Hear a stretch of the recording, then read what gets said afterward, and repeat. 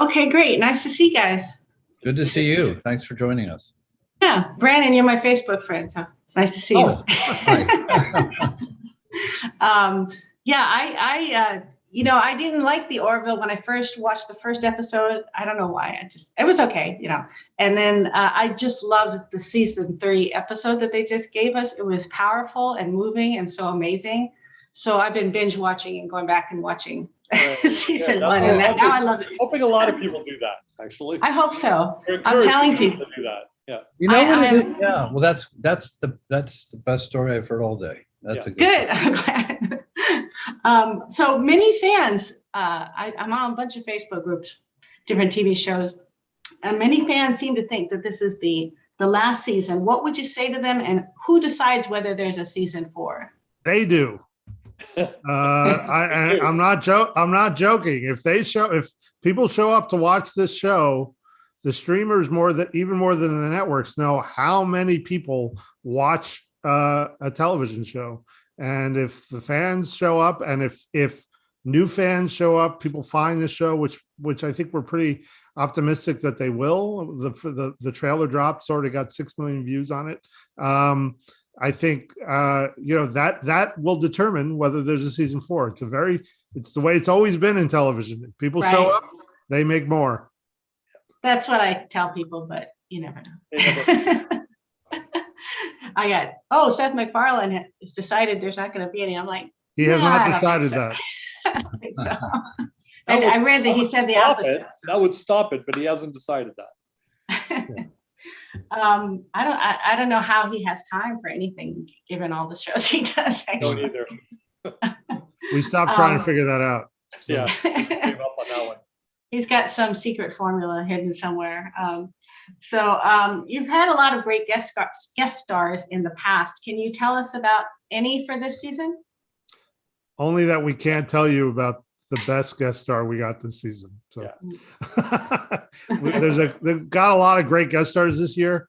There's one that's just phenomenal, and we're not gonna spoil it. You'll know it when you see it. Yes, you'll definitely know it when you see it. Better than Liam Neeson?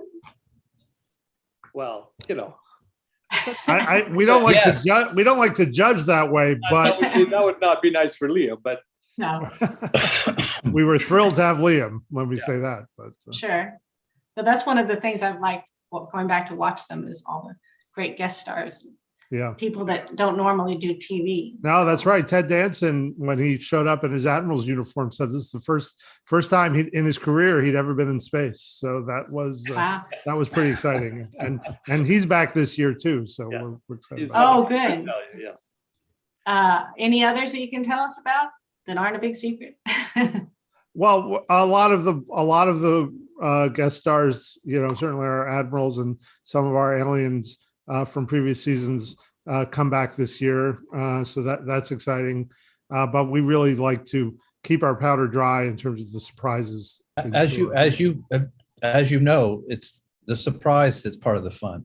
Yeah, sure. That is part of it. Okay, well, as I was watching the older ones, I noticed you kill off Isaac a lot. How many times can he die before it becomes, oh no, they killed Kenny? You know what? Never thought of that. I never thought of that either. Have we done that? No. I thought of it, but you bit your tongue. Well, each time has a different purpose, and so and I think that's we don't do it casually. No. Certainly with Identity, that was a part of the story, and then in this season, it's very much part of the story. We don't treat it lightly. It's not, oh, they killed Kenny, because especially in this season's episode, where we talk about that, it has real meaning to not just Isaac, but to everybody in the show. Yeah, I really, like I said, really loved the premiere.